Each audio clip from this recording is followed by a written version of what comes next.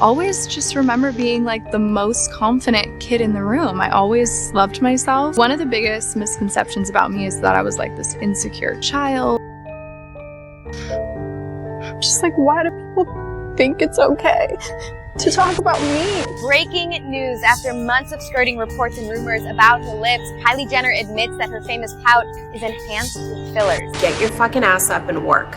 Did you help Kim release her sex tape? No. Like, y'all can't just go out here and do a lie detector test and just lie. Liars! Listen. Guys, am I tripping or did Kylie Jenner just rip off my entire collection? There's people that are dying. That's it, we're done. This episode is brought to you by Always Daydreaming for all of your journaling and manifestation needs. Hi, how are you? You doing good? I've been okay. I'm a little bit tired this week. I really want my YouTube to grow, so I've been working on content, and I also launched my journaling club and my line of journals. Hold on. Let me show you. Yes, my line of crystal encrusted journals. That's got amethyst in it. A type, but manifestation journal. Yeah, so I've been doing that. My hair is a mess. So to be honest, I'm a little bit tired this week, and I'm not a girl boss, so this is a lot for me. But other than that, I am good. But jumping straight into the video and the topic at hand, obviously the Kardashians are not ugly. They're very hot, in fact, all of them. You could look at Kylie, Kendall, Courtney, and Chloe. All your mama ever made was trophies, right? And to be honest, we all know that's the reason why they're famous, because they're hot stuff. But over the past couple of weeks, there's been a lot of discourse and conversation after a clip was released from the new Keeping Up with the Kardashians series. I don't watch it, whatever it's called, it's on Hulu. Kylie was crying because some images came out of her, and she's got really fed up with everybody talking about her beauty and how she looks. And yeah, there's been a lot of discourse of people feeling like, I don't feel sorry for you because, girl, you're rich and you created these beauty standards. And whilst I think that's an interesting topic, and like we can definitely delve into that a little bit, and we will later on, I also want to talk about the ugliness of the Kardashians overall. I feel like they've obviously had a huge impact on pop culture, but they've also had a huge impact on kind of a lot of the insecurities that women have. We have to talk about the bbls and the Kardashians, so there's a lot to get into. Let's go. Also, I'm doing like a new setup. I got tired of sitting down and talking like I'm a professional when I'm not. I'm just like sharing my opinions. So yeah, I want to stand up, get some tea and chat to you like we're FaceTiming or something. So hope you don't mind. Okay, so Ray J, Kim's ex-boo thing, recently had an interview, and he said he really regrets the sex tape that he'd done with Kim, because obviously he's got kids now and he's a bit older, but he also believes that the sex tape and the rise of Kim Kardashian after the sex tape led a lot of young girls to believe that by being overtly sexual, looking a certain way, can lead you kind of to astronomical success. How different would the industry be? How different would the wheel roll? Everything would be different. We would all be different. All of us. Everybody in here would be different. I don't know. Probably more people would be going to college and, you know what I'm saying, getting an education to be successful. There might not be any OnlyFans and other things like that, other opportunities like that. So, I mean, are we a part of the cure? Are we a part of the disease? I don't fucking know. All I know is I'm just trying to make it right. And I feel, whether we like to admit it or not, the rise in BBLs, lipo, what's that lip plumping thing they do? Lip injections, the lip plumping, all that is down to the Kardashians. I'm sorry, we have to give that one to them. Since Kim Kardashian's rise, she has definitely been celebrated for her looks, and at the beginning she's a gorgeous girl either way, like now and then she was gorgeous, but there was a big emphasis at the time on her ass and her butt, so that led a lot of women to wanting to emulate those looks. And when we look at how drastically the entire family has changed, maybe excluding Courtney, I think it's safe to assume that they probably have insecurities just like we do. However, what really gets me about the entire family with that is that it's natural to have insecurities, and what I feel they really do is gaslight the public into thinking like, oh no, we're perfect, our bodies change naturally, we go to the gym, we work out. And I'm like, bitch, the gym isn't changing how your face looks. I can't be played. A person trying to play me plays themselves. The gym is not getting you a butt like that. The gym is not removing a butt like that. And that's where I feel like the dangers of the Kardashians come in. Get your fucking ass up and work.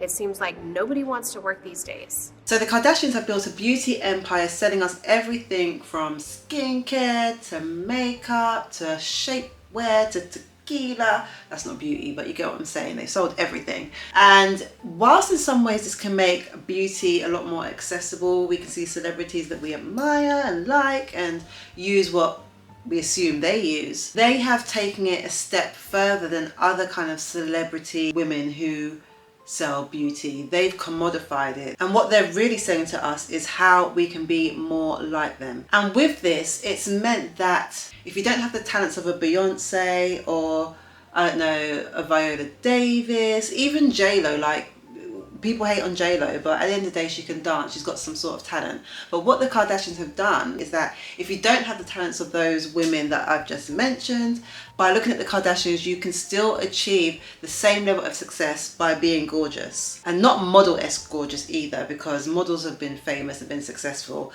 but within that they're gorgeous, but it's still a talent. For the Kardashians, they ultimately were just a regular family, a rich family, but regular still, and have been able to elevate to astronomical levels based on physical appearance and drama. Ever-changing trends in bodies and beauties isn't anything new. Back in the early 1800s, big butts were bussin'. Women would wear corsets and cumbersome hoop skirts. In the early 90s, we saw big boobs were all the trend when Pamela Anderson was running about, making women feel like they needed a little bit of plastic surgery up top. To be honest, I could do with that. Anyway, following the big boob trend, we had heroin chic, where the 90s models were running it and they were super skinny and everyone was working out and doing fitness to get stick thin. And then in the early 2000s, we had the wave of slim thick coming in. So we had the likes of Beyonce and J-Lo, where they were obviously toned and fit, but they had a little bit of back, they had a little bit of meat on their bones still, so they looked good. Throughout all of these trends, the running theme has been slimness and thinness. That kind of never goes out of style. But when Kim Kardashian popped up on the scene, what was trending was the Beyoncés and the J-Los and the video vixens and that slim thick figure, which Kim fit into quite perfectly. Yes, we had the Paris Hilton who was out at that time and she was blonde, tall and skinny, but Kim gave that exotic friend type look and it definitely fit into the appeal, particularly within the black space. And I do want to note that as well. When Kim first came out, her beauty was definitely propped up by the black community. She is obviously a white woman, but she has very dark features, so that makes people feel like she's Armenian, right? Yeah, something like that. From the Caucasus Mountains, she's a white woman. But her dark features kind of made her seem exotic, particularly within the black community and the white community as well, I guess. And she was able to leverage that, playing kind of like both sides of the fence to really elevate her popularity.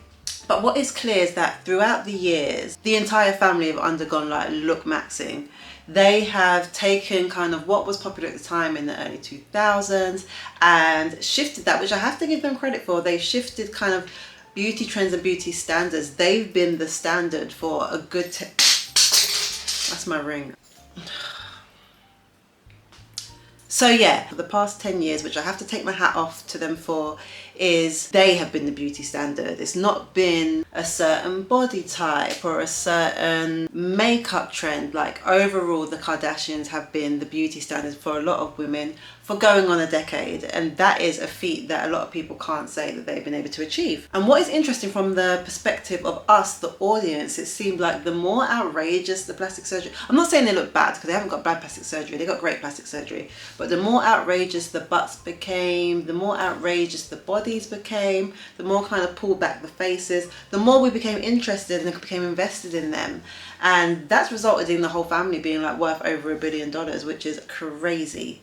Because of the success that the Kardashians has, this resulted in the plethora of women following suit to look like Kourtney, Kim, Khloe.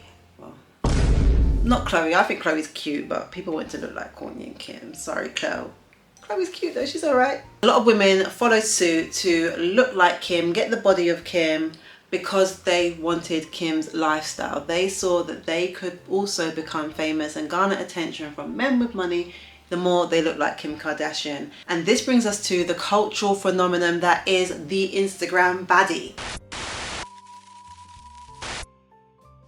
Now, ladies and gentlemen, boys and girls, we have to be honest. I don't want to like give pick me vibes or anything, but there are a lot of women out there looking identical. It's like we've lost the unique beauty that people really stood out for decades prior, where you would see celebrities with unique facial features, or even if they weren't super unique to them, they didn't all share this identical look. But flash forward to 2024 celebrities, a lot of them are undergoing similar types of cosmetic surgery, resulting in very similar faces. And in a way, it feels that we've lost a lot of the unique characteristics that make us us. Long, dark, weaving hair, parted in the middle just like Kim would have it. The big butt, the slim waist, the nice set boobs. Taking pictures in the mirror from the back so everyone can see what you're working with. That was such a time, a great time. But from that, a lot of women have been able to completely change their life based on getting sponsorships, you know, from the likes of Fashion Nova, Savage Fenty, the rise of things like OnlyFans. I'm not saying the Kardashians are responsible for OnlyFans, but sex sells. And then when you see how far Kim has come off the back of a sex tape, then why not get on OnlyFans and see if you can make your money too? And people are making millions on there. So I do feel like Ray J had a point when he said, you know, if the sex tape hadn't come out, would these women be as successful if Kim hadn't kind of led the charge for that? And while she doesn't like necessarily participate in that kind of behavior now, she did for years, and it really did put her family on the map. I also want to touch on Kylie a little bit as well, because she's the youngest of the family, so she didn't really like stand a chance when it came to like moving away from beauty. Like, I feel like she was always going to be intertwined with, sorry, putting on the ring. I always feel like she was going to be intertwined with that kind of industry because that's what her family are into. Nepotism is a bitch. What are you going to do? She was obviously young when she was in her King Kylie era. I think she was like 16, 17 when all the young girls on Tumblr were like loving what she was doing. She obviously had her lips done at such a young age, which is ridiculous and says a lot about Chris. But then that triggered things like the Kylie lip challenge, where the girls were sucking the bottles and busting up their lips to look like Kylie. And off of the back of things like that, she was able to become a billionaire. Forbes says she's not a billionaire, but whatever, we'll call her a billionaire if she wants to. She was able to become a billionaire selling lip kits. And also lying about the fact that she got her lips done. She just says she overlined her lips and that's that. And I do find it interesting now that she isn't making as much money from the beauty industry as she was before, that now she feels vulnerable about the way she looks. I wonder if she was still racking in that money and still racking in that kind of prestige and clout from selling makeup and from selling beauty, whether she'd have these thoughts and feelings and be so upset about people talking about the way that she looks. We'll touch on that in a tiny bit, in a bit more detail, but I wanted to talk about where the Kardashians are at now. So they've come from the Instagram baddie era. They've managed to make millions and millions and millions off of that image, and now they are in their Ozempic era. And as we know, it's not just the Kardashians, like it's a bunch of celebs in Hollywood who are dropping weight fast. And I really, really hope we don't go back to that heroin chic look. I know like trends come back around, but that one can stay. And this is coming from like a lifelong skinny girl. Ozempic has been named as the drug that is helping all these Hollywood celebrities lose their weight and get their skinny on. And naturally, the Kardashians have jumped on this trend too. This year, Kim was given what waist in a Maison Margiela corset.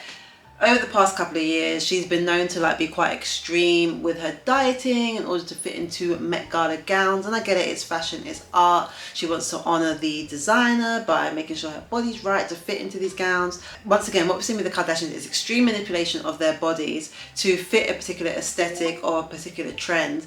And there seems to be no thought as to how this could influence those that follow them. Kardashians have built their entire brand on not just beauty, but being the epitome of the beauty standard. Based on the fact that their brand and their beauty is so commodified based on how they look, I definitely feel like they need to be a lot more responsible when it comes to the beauty standards that they push. And this is the ugliness of the Kardashians that I'm speaking about.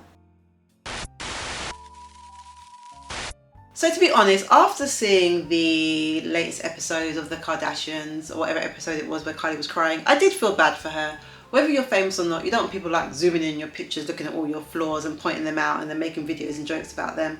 No one wants that, no matter how much money you earn. But when I really like scrutinized and listened to what she was saying, girl. How's everything going? It's like a miracle that I still have confidence. And I could still like look in the mirror and think that I'm pretty, because I just feel like after Paris, there was like this picture, which for the first time I was like, okay, we're not gonna wear a lot of makeup. So it's like, I'm wearing too much makeup, and it's like, you're wearing too much makeup. Then I go and I don't wear a lot of makeup, and someone catches me in like a weird light. I went on a journey the last year dissolving like half my lip filler. I hate even having this conversation over and over and over again, because it feels like it's a waste of my breath, because I think with me, it's just never gonna change. Even if I did get so much surgery and I have this and I got all these things, I still don't think it's okay to talk about someone's looks. I agree.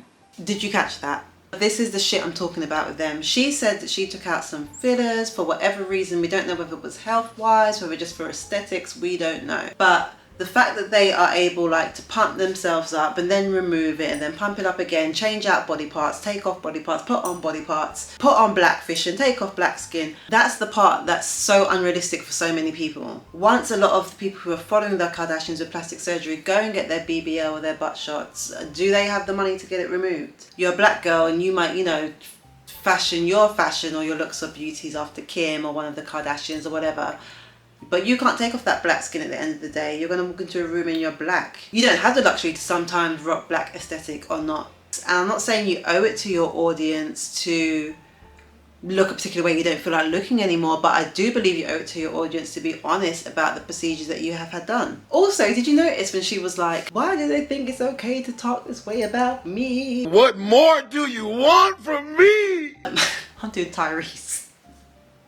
That also like just rubbed me the wrong way. So it's like, oh, so it's cool to talk about other people, it's cool to talk about Jordan and whoever, but if they're talking about you, it's wrong. Kylie, please girl. And the sister who I haven't talked about much in this, who is actually the worst I feel for all of this, is Chloe. She clearly looks like another person, and I understand why she would have insecurities, because the internet roasts her.